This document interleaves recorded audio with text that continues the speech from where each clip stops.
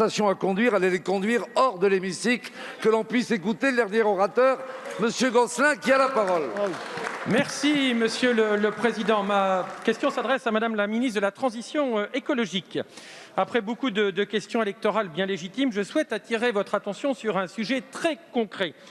Il empoisonne la vie de nombre de nos concitoyens. Je veux parler des arnaques, c'est hélas le bon terme, liées à la transition énergétique. Alors que le gouvernement a souhaité accélérer la rénovation énergétique des bâtiments et notamment des maisons, de nombreux particuliers sont victimes d'entreprises peu scrupuleuses. Ces entreprises, qu'on peut qualifier d'éco-délinquantes, sont en effet légion. Elles profitent par exemple du dispositif MaPrimeRénov', des certificats d'économie d'énergie qui concentrent également bien des abus, voire des fraudes. Ce fut le cas pour l'isolation à 1 € qui vient d'être abandonné ou qui le sera au 1er juillet. Mais c'est aussi encore le cas avec le photovoltaïque, les pompes à chaleur. Des entreprises particulièrement indélicates s'attaquent à des gens faibles, mais pas que, loin s'en faut. Elles le font avec des devis attrayants qui mettent en exergue les dispositifs gouvernementaux, crédits d'impôt, etc., généralement partiellement, voire totalement inaccessibles. Ces devis, évidemment, ne sont pas respectés lors de l'installation, pas plus qu'au moment du SAV, et si encore, l'installation est assurée. Et cela jette par ailleurs un discrédit sur les entreprises locales qui pâtissent de travaux mal faits et d'une concurrence déloyale. Enfin, dans certains cas, ces entreprises voyous sont aussi sans attache locale et mal identifiées. Elles vont même, ça arrive aussi, jusqu'à employer des travailleurs étrangers détachés pour baisser les coûts.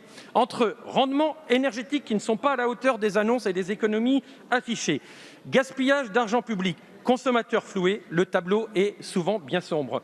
D'ailleurs, le dernier bilan de la répression des fraudes, la DGCCRF, pour l'année 2020, dresse un tableau totalement accablant. Sur 643 établissements contrôlés de toute nature, 49% d'entre eux avaient en effet des pratiques irrégulières. Face à toutes ces dérives, arnaques et gaspillages, quelles mesures précises et rapides le gouvernement entend-il prendre? Je vous remercie. Merci, chers collègues. La parole est à Madame Barbara Pompili, ministre chargée de la Transition écologique. Merci, Monsieur le Président. Un peu de silence. Monsieur le député Gosselin, vous avez parfaitement raison. Il faut absolument que l'on retrouve la confiance pour que la transition énergétique se fasse dans de bonnes conditions pour nos concitoyens, pour qu'après, il puisse y avoir un meilleur habitat, qu'ils payent moins cher les factures et qu'ils émettent moins de gaz à effet de serre. Donc, c'est un combat que nous menons depuis longtemps, puisque nous avons engagé de manière interministérielle un plan fin 2019. En 18 mois, nous avons réformé le RGE, interdit le démarchage téléphonique, augmenté les contrôles à tous les niveaux. Je vous donne quelques exemples parce que, évidemment, c'est en cours. On n'est pas arrivé à la perfection, loin de là. Mais le RGE, ce sont plus de 20 000 audits en 2020.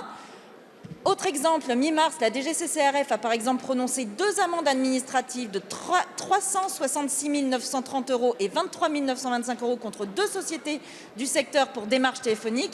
Et donc la loi que vous avez votée, nous la faisons appliquer. Sur MaPrimeRénov', nous avons un dispositif de maîtrise des risques particuliers qui est appliqué. Le démarrage du dispositif a donné lieu à un contrôle global de premier niveau, c'est-à-dire sur pièce, de 40% des dossiers jusqu'à fin mai 2020. Au total, plus de 18 000 dossiers ont fait l'objet d'un contrôle de premier niveau. En complément, 2 514 dossiers ont été soumis à des contrôles sur place, soit un taux de contrôle de l'ordre de 5% des dossiers payés, proportion appelée à augmenter. En plus précisément, concernant les C2E, dans le cadre du dispositif C2E, la loi énergie-climat a introduit une obligation de faire réaliser des contrôles par des tiers, y compris sur les sites de travaux, pour les demandeurs de C2E sur les actions et dans les proportions définies par voie réglementaire. Et cette application s'applique aujourd'hui sur les travaux d'isolation les plus courants. En complément, le pôle national des C2E, rattaché à la Direction générale de l'énergie et du climat, réalise ses propres contrôles sur site. Et en 2019, ce sont plus de 4 500 contrôles qui ont été réalisés. N'oubliez jamais de rappeler à nos concitoyens que le démarchage téléphonique est interdit sur la rénovation énergétique. Ils doivent raccrocher quand il y a des personnes qui les appellent pour cela. Et enfin, l'accompagnateur Rénov' que nous mettons en place dans la loi climat-énergie aidera justement à mieux encadrer ce genre de